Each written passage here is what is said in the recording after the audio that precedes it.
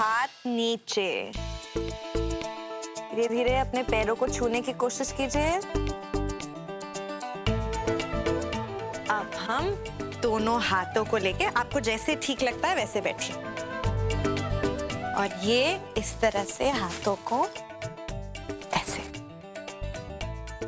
ऐसे जितना हो रहा है उतना ही कीजिए।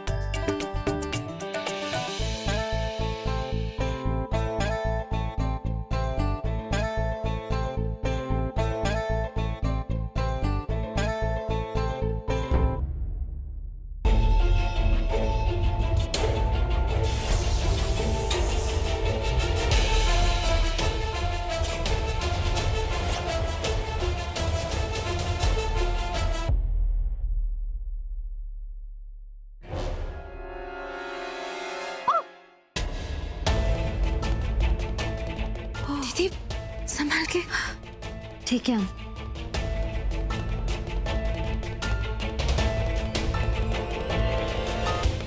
What's wrong with you?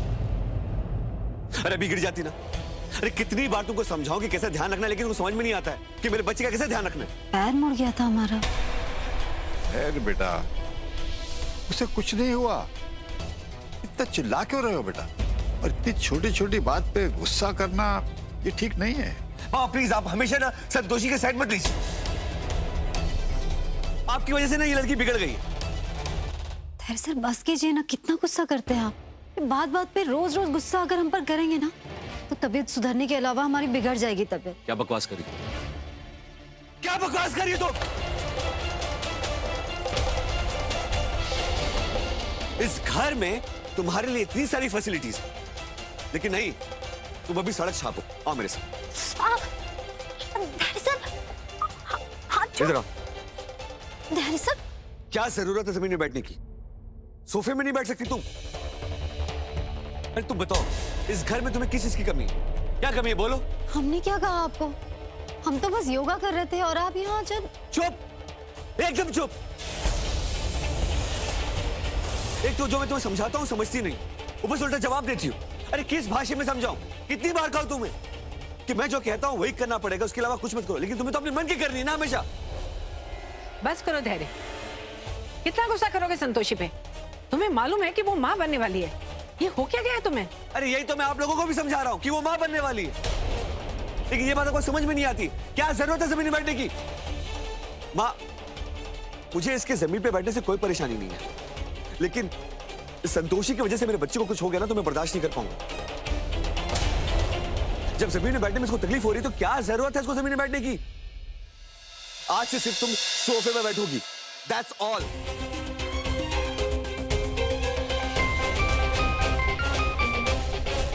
Hello, अब अबली। दिव्यानी शर्मा के ऑफिस से कॉल आया था। वो हमारे साथ बिजनेस डील के लिए रेडी है। हाँ, अच्छा तो ठीक है, एक काम करो, कल की मीटिंग फिक्स कर दो हमारी। हाँ, लेकिन उससे पहले मेक श्योर कि कंपनी की जो भी बायोडाटा प्रोफाइल है वो सब मेरे पास होने चाहिए। वो देवी पौलमी हमें क्षमा करें, हम देवी पौलमी यहाँ से भ्रमण कर रहे थे तो हमने विचार किया कि आपसे भेंट करने हेतु बिना हमारे आज्ञा के हमारे कक्षा में आने की आपने धृष्टता कैसे की? इसका दंड आपको अवश्य मिलेगा। किंतु देवी पौलमी, ये क्या कर रही है आप? ये अनुचित कार्य।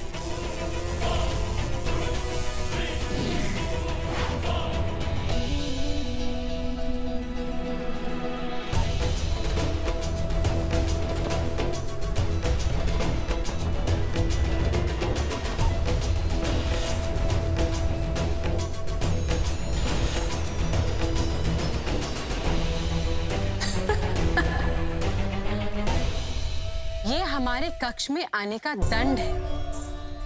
पौलमी के समक्ष शीश उठाने वालों का मस्तक छिन्न भिन्न कर देंगे हम। संतोषी, तुम्हारे साथ भी कुछ ऐसा ही होने वाला है, कष्टकारी और भयानक। और तुम तो क्या, समस्त देवलोक अब हमारे अधीन होने वाला है।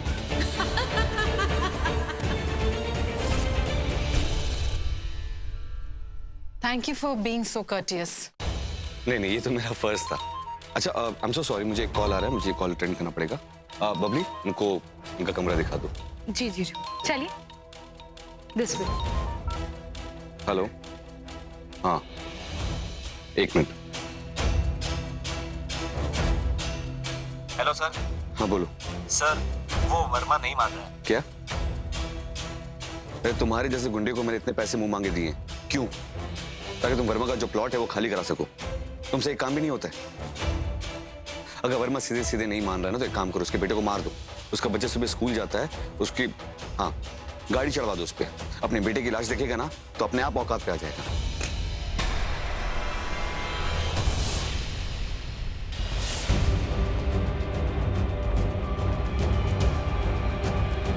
हेलो, एक मिनट, बाद में फोन करता हूँ मैं। किस प्रॉब्लम के बारे में बात करी थी? प्रॉब्लम ये है कि मुझे ऐसा लगता है कि कहीं तुम्हारे घर में तुम्हारे थॉट्स और ओल्ड स्कूल थॉट्स में टक्कर ना हो जाए। मतलब ये कि तुम्हारे घर के सारे लोगों के थॉट्स बहुत ही ओल्ड स्कूल है, यू नो, ओल्ड मेंटालिटी। मुझे उनमें से किसी में भी एम्बिशन नहीं दिखता है, और जहां एम्बिशन नहीं है वहां सक्सेस भी जीरो। इसीलिए मैं चाहती थी कि तुम इन ओल्ड स्कूल थॉट्स वालों से दूर रहो। मैं ये कहना चाहती हूँ कि तुम्हारे जो बूढ़े माँ बाप हैं वो तुम्हारे साथ रहते हैं, इसलिए कुछ ना कुछ सोचते रहते हैं। तुमसे अलग हो जाएंगे तो उनका दिमाग चलना भी बंद हो जाएगा। फिर वो ओल्ड वैल्यूज से तुम्हें इमोशनली ब्लैकमेल भी नहीं कर पाएंगे, और तुम्हारे रास्ते में कोई भी प्रॉब्लम नहीं आएगी। तभी तुम सक्सेसफुल हो पाओगे जब तुम इन सब झंझटों से दूर रहोगे। मैं समझ गया कि मुझे क्या करना है। एनीवेज, आप थोड़ा रेस्ट कर लीजिए, उसके बाद हम जाएंगे, जाके देखेंगे वो अनाथ आश्रम को, जरा देखें तो वहां की हालात कैसी है।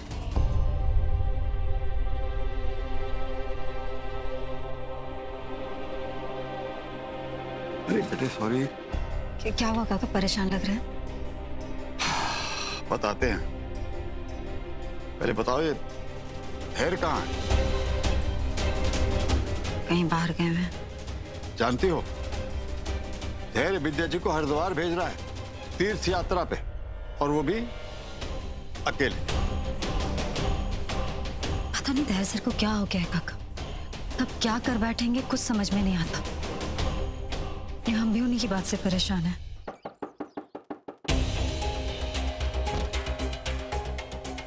जी आप कौन? मैं अनुराग वर्मा हूँ। आप कौन है? 8 साल का बच्चा आपका ही है क्या? हाँ जी। पर आप इतने सवाल क्यों कर रही हैं मुझसे? आप हैं कौन? देखिए, मैं बस 1 मिनट आपसे बात करनी है। हमारा नाम संतोषी है। आपके बेटे की जान को खतरा है, उसका ख्याल रखिए। वो जब सुबह ट्यूशन के लिए जाता है उस समय उस पर हमला हो सकता है। हेलो, सुनिए, कौन मारेगा मेरे बच्चे को? बताइए मुझे। हे भगवान, रिक्शा भी नहीं मिल रहा। अगर धैर्य सर को पता चल गया ना कि हम घर से बाहर निकले हैं, तो वो सारा घर सर पे उठा लेंगे। किसी तरीके से हमें उनके घर पहुंचने से पहले घर पहुंचना पड़ेगा। बस रिक्शा मिल जाए।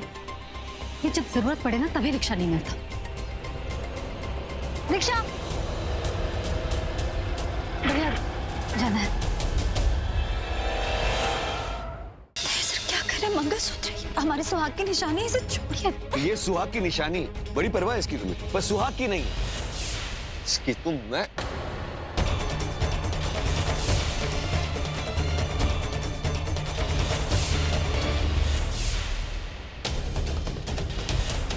तुम्हें रास्ते पे लाने का मेरे पास बस यही एक उपाय है, और इससे मेरा बच्चा भी सेफ रहेगा।